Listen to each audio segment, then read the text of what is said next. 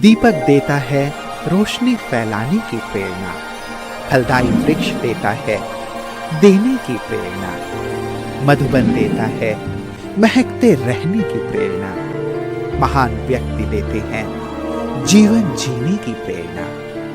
आओ प्रेरणा से दें हम सभी को प्रेरणा।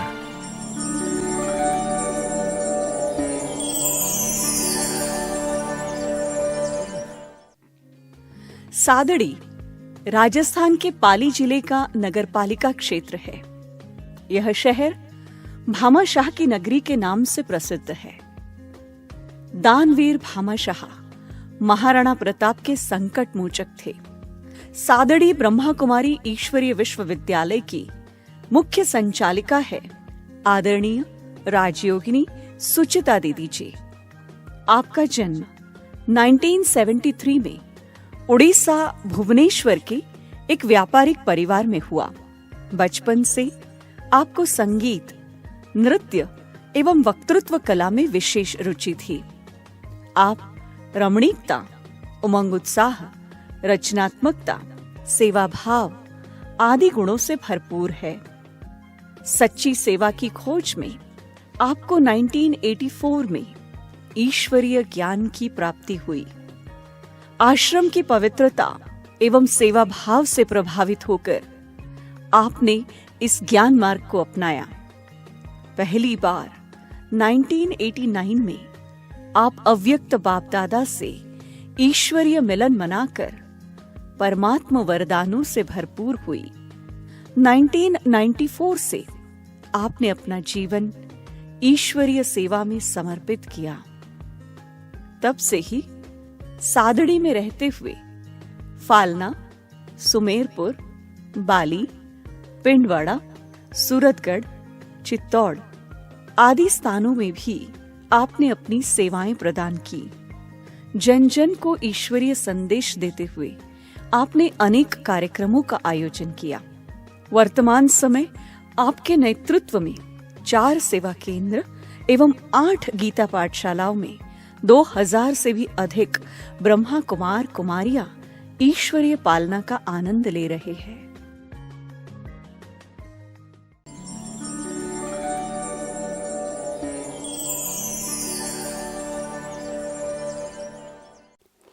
हमारे घर में रोज शाम को गीता, भागवत, रामायण, शिव पुराण, दुर्गा चालीसा आदि पाठ किया जाता था। हमारे जन्म होते ही पूरे परिवार में उमंग उत्साह आ गया था, क्योंकि 3 भाई में मैं अकेली जन्म हुई थी, इसीलिए सबको खुशी था। और जैसे ही हमने जन्म हुए तो वैसे ही घर में और भी इम्प्रूवमेंट हुआ। दुख क्या होता है हमने कभी अनुभव नहीं किया। जैसे ही जब भी जो चाहिए वो सोचने से पहले हमको मिल जाता था।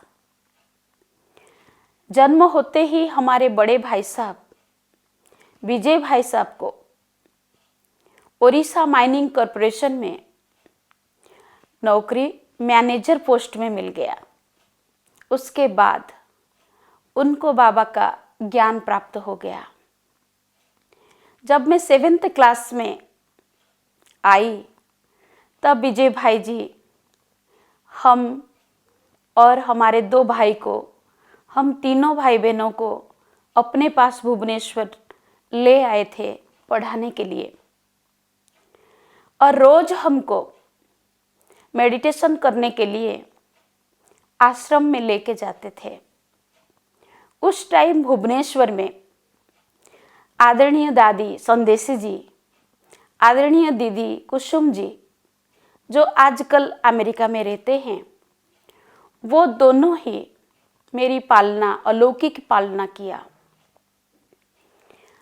हम उसी रास्ते से ही स्कूल जाते थे और उसी रास्ते से ही स्कूल से आते थे। तो जाते समय और आते समय दादी संदेश जी को गुड मॉर्निंग करके आते थे। ओम शांति करके आते थे, तो दादी जी बहुत प्यार से हमारी पालना करती थी। जाते समय भी और आते समय भी हमको बहुत प्यार से टोली खिलाती थी और प्यार की बोली बोलती थी। वही टोली खा खा करके हमारे जीवन कब परिवर्तन हो गया हमको पता नहीं चला। जब 9th क्लास में मैं आई तब दादी प्रकाशमणि जी और मोहिनी दीदी जी ओडिशा में भुवनेश्वर में पधारे।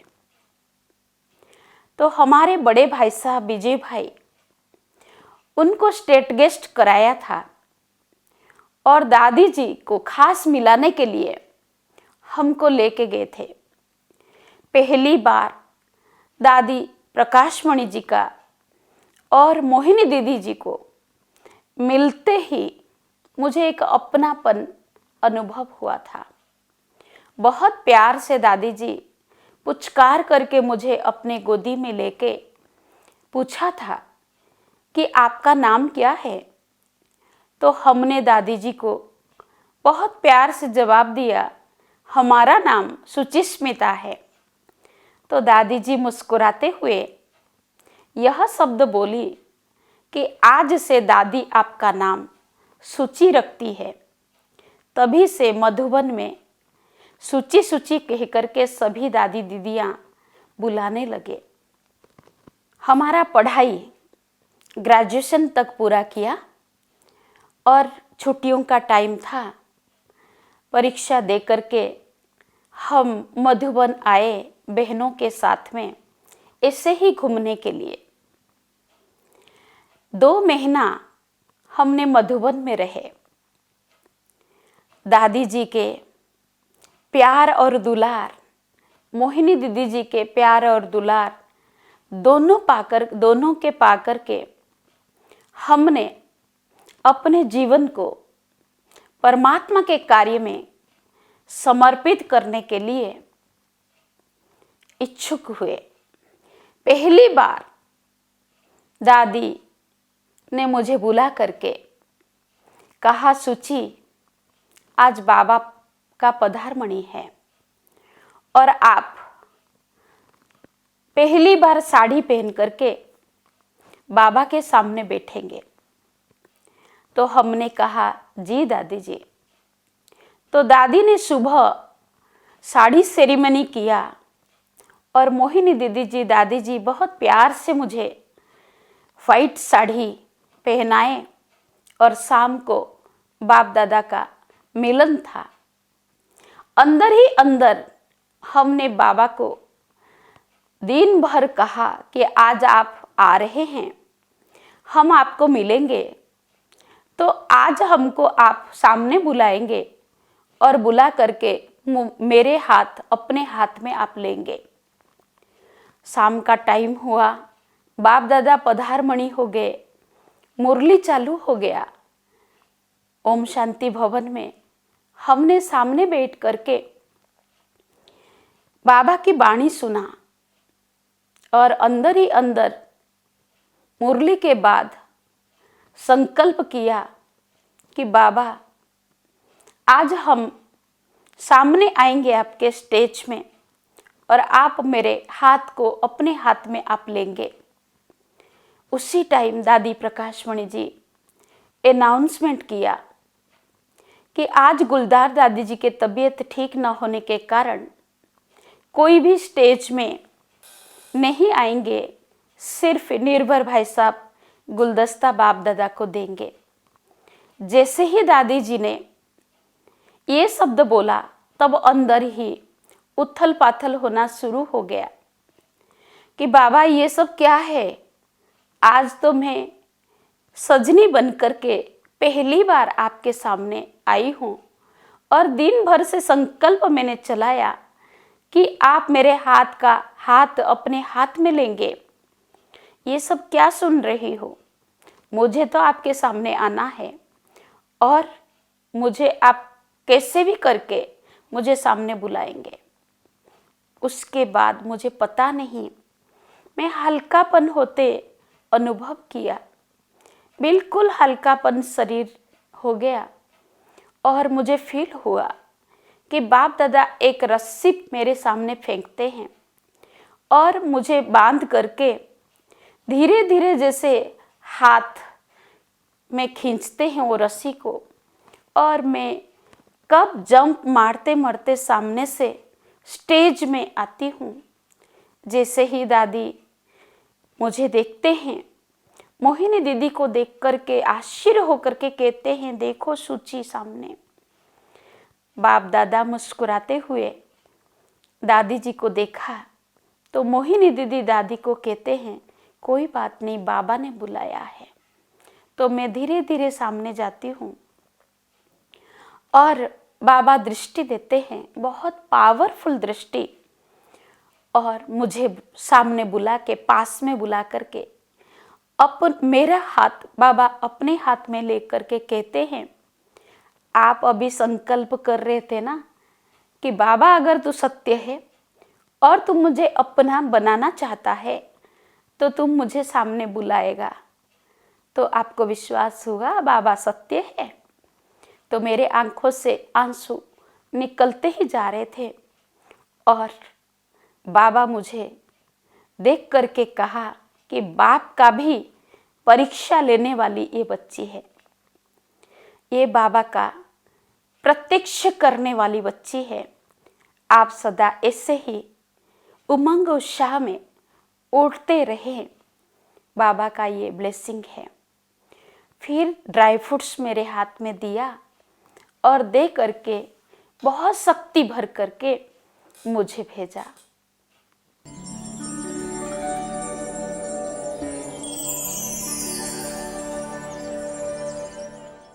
दादी प्रकाशमणि जी, मोहिनी दीदी जी मेरे को एक दिन पास में बुला करके बोलते हैं कि सुची, दादी खुद अपने हाथों से मधुबन के आसपास में कुछ सेंटर्स खोले हैं, क्या आप जाएंगे सेवा के लिए? तो मेरे अंदर हाँ जी का पार्ट सदा फिक्स था। बड़े जैसे कहे जी हजूर करती थी। तो दादी जी को मुस्कुराते हुए हमने कहा, जी दादी आप जहाँ कहेंगे वहाँ हम सेवा में जाएंगे। तो दादी तुरंत मोहिनी दीदी जी को इशारा किया कि आप सूची को खुद ले करके जाके फालना में छोड़ के आए। तो दीदी मुझे खुद ले करके फालना में आए और मैं वहाँ 7 महीना फालना में रही। फालना में काफ़ी बहन हम रहते थे और 7 महीने के बाद काफ़ी ऊपर नीचे बातें हो रही थी और यहाँ के एटमॉस्फेयर भी मुझे सूट नहीं कर रहा था। राजस्थान के खान पान रहन सहन मुझे अच्छा नहीं लगता था। तो मैंने संकल्प किया कि मोहिनी दीदी से छुट्टी लेकर के हम ओडिशा चले जाएंगे और ओडिशा में ही हम सेवा देंगे। दीदी जी से छुट्टी लेकर के हम घर गए और दीदी जी को कहा कि हम 7 महीने से हम यहाँ हैं तो परिवार को मिल के हम आएंगे। तो दीदी से छुट्टी लेकर के हम भुवनेश्वर गए। 2 महीने रहने के बाद दादी प्रकाशमणि जी, मोहिनी दीदी जी हमारे घर में बड़े भाई साहब को फ़ोन करते हैं कि विजय 2 महीने से सूची गई है, आप वापस भेजिए। तो बड़े भाई साहब मुझे बुला करके पूछा कि सूची 2 महीना हो गया, दादी जी का फ़ोन आ चुका है, आप कब चलेंगे? तो मैंने भाई जी को कहा, सारी बातें डिटेल किया कि मुझे अभी नहीं जाना है, मुझे अभी आगे पढ़ाई करना है और मैं अपने लक्ष्य तक पहुंचने के लिए चाहती हूँ। मेरे अंदर बचपन से संगीत कला, डांस करने की कला और भाषण करने की कला और लिखने की कला था। तो मैं पढ़ाई के साथ साथ संगीत कला में आगे बढ़ने के लिए बहुत चाहती थी। तो भाई जी को हमने मना किया कि मुझे अभी कहाँ नहीं जाना है, मुझे अपने लक्ष्य तक पहुँचना है। पर भाई जी बहुत बड़े ज्ञानी थे। उन्होंने मुझे शांतिपूर्वक बहुत प्यार से समझाया कि शुचि आप अर्जुन हो और आप युद्ध के मैदान में चले गए हैं, तो आप निडर होकर के सेवा करें, डरपोक नहीं हुई। आप बहुत उमंग उत्साह वाली हो। ये सारी परिस्थितियां तो जीवन में आएंगे, पर आपको सामना करना है और सहनशील बन करके आपको बाबा को प्रत्यक्ष करना है, क्योंकि बाबा ने आपको वरदान दिया था। बहुत प्यार से समझाने के बाद मैं तुरंत अटैची लेकर के आ जाती हूँ मधुबन, और दादी जी, मोहिनी दीदी जी के ब्लेसिंग लेकर के फिर से फालना आती हूँ। फालना से फिर मुझे थोड़े दिन के बाद बाली भेजा जाता है। तो बाली में रह करके हमने बहुत उमंग उत्साह से, कभी तो एक पैर फालना में, कभी सुमेरपुर में, कभी सादड़ी में, कभी पिंडवाड़ा, स्वरूपगंज में, हर जगह हम जा जा करके सेंटर्स खोले, बहुत मेहनत किया शुरुआत में। उसके बाद 1996 में हमने सादड़ी में आए, और सादड़ी से देसूरी, नाडोल, खिबाड़ा, चारभुजा, चित्तौड़ तक हमने बहुत मेहनत किया। और ये गोडवाड़ धरनी में हर जगह जा कर के मेहनत करके गीता पाठशालाएं, सेंटर्स खोलने लगे। शुरुआत में बहुत कठिनाई हमारे सामने आया। ये धरनी पथरीला था, अशिक्षित धरनी था। हर एक की सोच रहता था कि पढ़ाई न करके हम कमाई करेंगे, इसीलिए वो हैदराबाद, बेंगलोर, पूना, बॉम्बे में जा कर के बिजनेस करते थे। अब ऐसे परिवारों को ज्ञान देना बहुत कठिन होता था, क्योंकि अशिक्षित होने के कारण बहुत मेहनत करना पड़ा था। अभी तो बहुत सारे शिक्षित हैं, उनका सोच बहुत चेंज हो गया है। पहले पहले जो सोच था ब्रह्मा कुमारी संस्था के लिए भी, वो भी बहुत कठिन हमको हुआ, पर बाबा की ब्लेसिंग याद बार बार आता था। और हर पल बाबा को दिल की बातें जाकर के बाबा के कमरे में सुनाती थी कि बाबा, अगर मुझे इस एरिया की डेवलपमेंट करने के लिए लाए हो तो आपको ही साथ देना पड़ेगा। और सच में बाबा इतना फील कराता था जैसे कि मेरे अंग संग में वो सदा है। और हमने बाबा को बहुत ही यूज किया, और बाबा से पालना लेकर के, प्यार, शक्ति लेकर के आगे बढ़ते गए।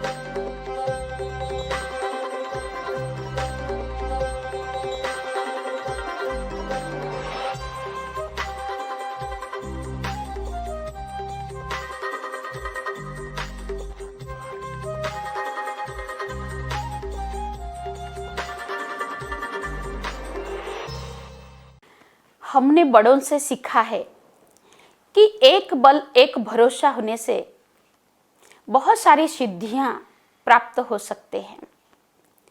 जब तक हम एक व्रता, एक तरफ नहीं हो सकते तो सिद्धियां कैसे मिलेगा। मुझे याद है एक एग्जाम्पल कि एक साधु था, वो बहुत सालों से तपस्या करता था और कभी भी उसको सिद्धियां प्राप्त नहीं हुए थे। तो बहुत उसको चिंता हो रहा था कि मैं इतने वर्षों से तपस्या कर रहा हूं, मुझे सिद्धियां प्राप्त नहीं हुए। एक दिन वो कोई गांव में प्रवेश कर रहा था और झाड़ू वाले बड़े बड़े झाड़ू लेकर के रोड को सफाई कर रहे थे और बोल रहे थे, एक तरफ हो जाओ, एक तरफ हो जाओ। सन्यासी के कान में ये शब्द पड़ता है और सन्यासी कहता है कि यही तो मैं नहीं हुआ हूँ। मेरे मित्र संबंधी, मेरे परिवार मुझे याद आते हैं। तो जब तक मैं एक तरफ नहीं होऊंगा तो परमात्मा से मुझे शक्तियाँ, सिद्धियाँ कैसे प्राप्त होंगे। तो वही से वो फिर से चला जाता है तपस्या करने के लिए और बहुत तपस्या में लीन हो जाता है और उसको सारी सिद्धियां प्राप्त होने लगते हैं। कहने के मतलब है हम ब्रह्मा कुमारी संस्था में अपने आप को डेडिकेटेड किए हैं। अगर एक बल, एक भरोसा परमात्मा के ऊपर निश्चय बुद्धि होकर के एक तरफ होकर के हम नहीं रहेंगे, अभी भी हमको मित्र संबंधी रिश्ते नाते याद आते रहेंगे, तो हम सिद्धियां कब प्राप्त करेंगे बाबा से। इसीलिए मेरे जीवन में मैंने लक्ष्य रखा है कि सारी सिद्धियों को प्राप्त करने के लिए एक तरफ होकर के, एक ही बाबा मेरा संसार है, बाबा ही मेरा जीवन है, यही बन करके रहते हैं। तो बाबा हर शक्तियों से, हर गुणों से, हर प्राप्तियों से, हर सिद्धियों से हमको भरपूर कर देता है। हम जो चाहे वो हम कर सकते हैं, असंभव कार्य को संभव कर सकते हैं। हमारे जीवन का सूक्ष्म पुरुषार्थ यही रहता है कि देहभान से एक सेकंड में परे हो करके हम विदेही बन कैसे सकते हैं। उसके लिए हम बार बार आत्मिक अभ्यास में रहते हैं और बार बार ये शरीर से बाहर निकल करके सूक्ष्म शरीर में प्रवेश हो करके बाप दादा से बार बार मिलन मनाते हैं और सारी शक्तियां लेकर के सारा वर्ल्ड में हम फैलाते हैं। ब्राह्मण परिवार को, सभी भाई बहनों को मेरे निवेदन है कि समय बहुत नाजुक है। बाबा बार बार इशारा कर चुके हैं कि बच्चे, नाजुक पीरियड है और हर एक को घर चलना है। आए थे जाना जरूर है। जैसे पंछियां उड़ करके जाते हैं, वापस शाम को आते हैं। गाय चरने के लिए जाते हैं, वापस अपने घर में शाम को आ जाते हैं। इसी तरह हम परम धाम से इस संसार रूपी नाटक में पार्ट प्ले करने के लिए आए थे। अब जाने का वक्त हो गया है अपने असली घर परम धाम में। तो हर एक का कर्म का हिसाब किताब हर एक को यहीं पर भोग करके जाना पड़ेगा। तो भोगना न पड़े, योग बल से उसको हम खत्म करें। अब समय नहीं है, कल करेंगे, समय आएगा तो हो जाएगा, ये सोचने का वक्त नहीं है। अब समय है कि अपने आप को जल्दी से एवर रेडी करें, अपने आप को संपूर्ण बनाएं। बाबा बार बार आह्वान कर रहा है, आज नहीं कल हमको जाना है।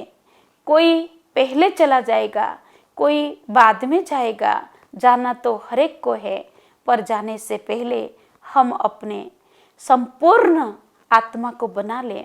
यही मेरा दिव्य संदेश है और मेरी रिक्वेस्ट है कि अब समय को न देख करके समय को हमको तैयार न करें, हम समय से पहले तैयार हो जाए।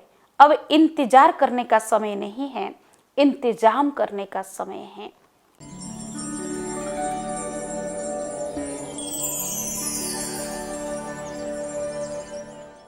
दीदी के अंदर मिलनसार का गुण बहुत अच्छा है। चाहे छोटे हो चाहे बड़े हो, जैसा समय वैसा वो अपने आप को बना लेते हैं और हमेशा छोटों को आगे करने में ही उनको खुशी होती है। और उसी से ही वो बहनों को भी हमेशा आगे कहकर करते थे। चाहे छोटे हो चाहे बड़े हो, सभी से वो कोई ना कोई गुण उठाते।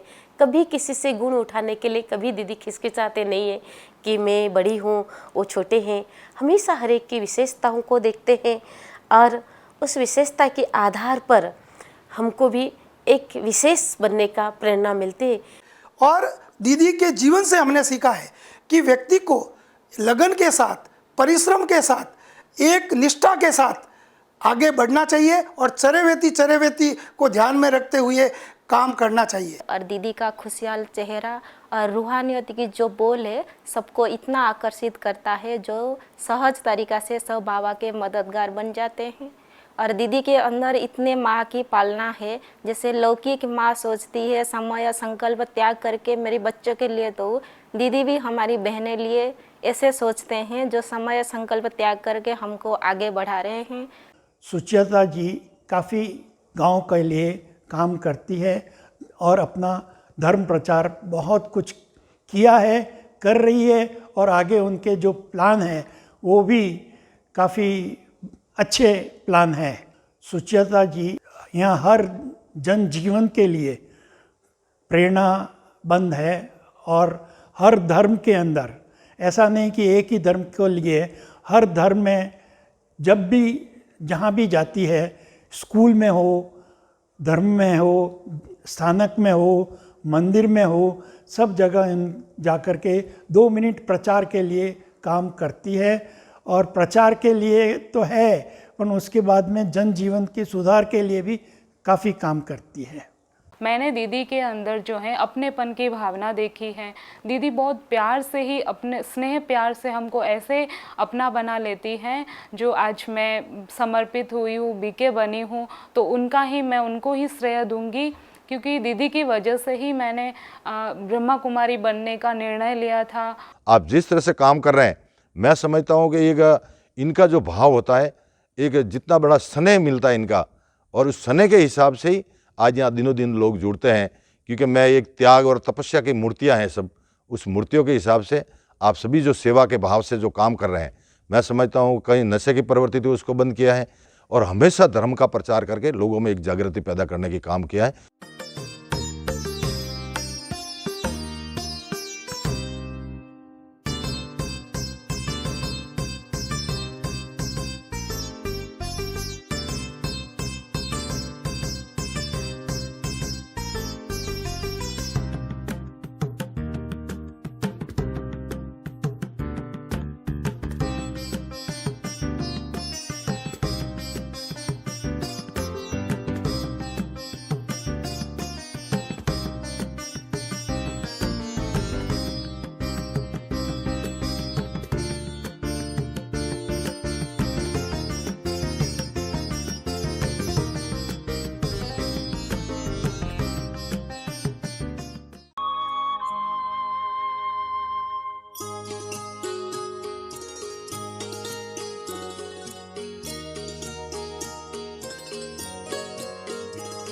खिला है मन का चमन हमारे, मिला है मालिक आप सा। खिला है मन का चमन हमारे, मिला है मालिक आप सा। प्यारे प्रभु कोई कहाँ हमारा आप सा। खिला है मन का चमन हमारे, मिला है मालिक आप सा।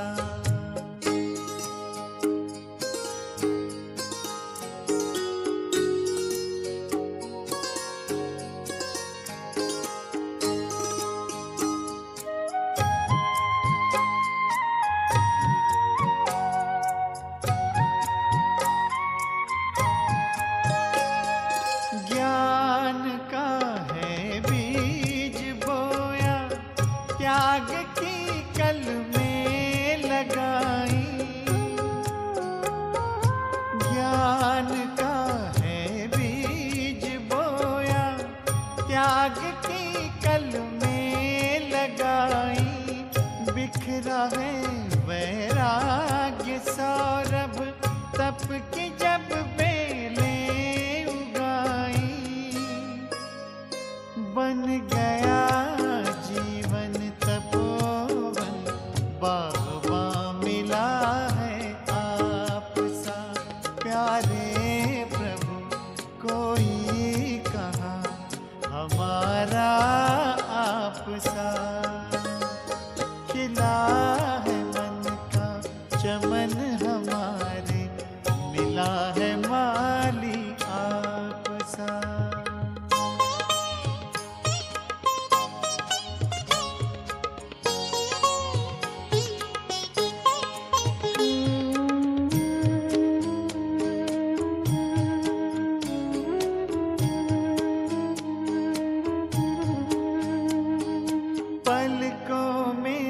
पलते हैं पाए प्यार हर संबंध का, पलकों में पलते हैं पाए प्यार